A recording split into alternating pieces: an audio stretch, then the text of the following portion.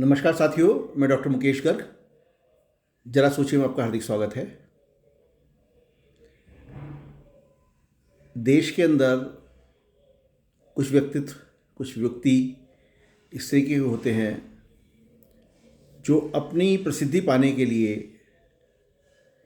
किसी भी जाति का अपमान करने में या उस पर तंज कसने में पीछे नहीं रहते, और ऐसा करके वो तुरंत जो है जनता के बीच में जाने लगते हैं, और शायद यही उनकी ज़िंदगी का मकसद होता है। ऐसा ही एक वाकया उस समय हुआ जब मध्य प्रदेश कैडर के आईएएस 2012 बैच के संतोष कुमार वर्मा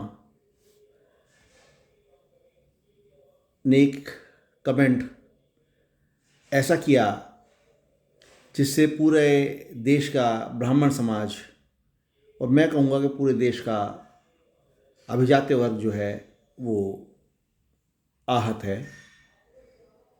उनका बयान ब्राह्मण जाति की लड़कियों के ऊपर था, जिसमें उन्होंने कहा कि आरक्षण तब खत्म होगा जब ब्राह्मण जाति की लड़कियां हमारे लड़कों को दान की जाएंगी और हमारे लड़के उनका उपभोग करेंगे।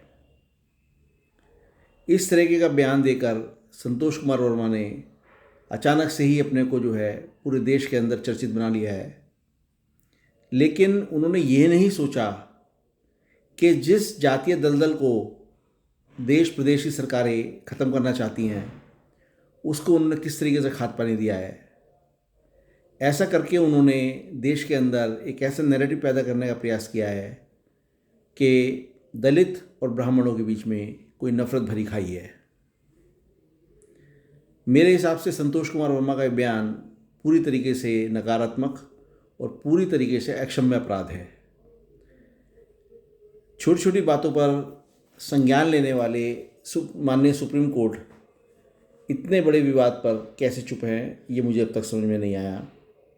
क्या वो भी किसी आईएएस अफसर के ऊपर कोई कार्रवाई करने से डरते हैं, या किसी दलित अफसर के ऊपर कार्रवाई करने पर हाथ डालने से वो कतराते हैं? मुझे ऐसा लगता है कि कहीं ना कहीं इसके अंदर कोई ना कोई दोहरी चाल और दोहरी राजनीति है। सरकारें किसी की भी आई हैं और कैसे भी आई हैं, जब से 1947 से देश आज़ाद हुआ है, हमारे संविधान ने देश के हर नागरिक को बराबर समान अधिकार दिए हैं। लेकिन फिर भी जातीय जो हमारी दलित और पिछड़ी जातियां हैं, उनसे अगड़ी जातियों को, अभिजात्य वर्ग के लोगों को एक आपस में वैमनस्य के साथ देखा जाता है, जो कि इस आज के आधुनिक समाज के अंदर नहीं होना चाहिए।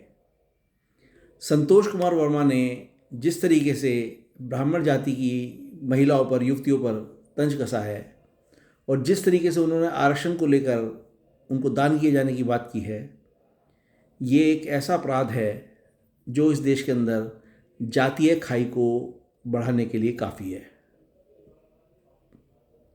मेरा देश की सरकार से, मेरा देश के माननीय सुप्रीम कोर्ट से ये निवेदन है कि वो स्वतः संज्ञान लेते हुए इस तरीके के खतरनाक और देश के अंदर जातीय विध्वंस करने वाले, जातीय स्ट्रक्चर को विध्वंस करने वाले व्यक्तियों को सज़ा दे, और सज़ा भी इतनी ऐसी दे ताकि लोगों को पता लग सके कि हमें किस तरीके के शब्द बाण चलाने हैं और किस तरह की बातें हमें बोलनी हैं। ज़रा सोचिए साथियों, मेरे विचार यदि आपको उचित लगें तो कृपया मेरे चैनल को लाइक कीजिए, शेयर कीजिए और सब्सक्राइब कीजिए। धन्यवाद।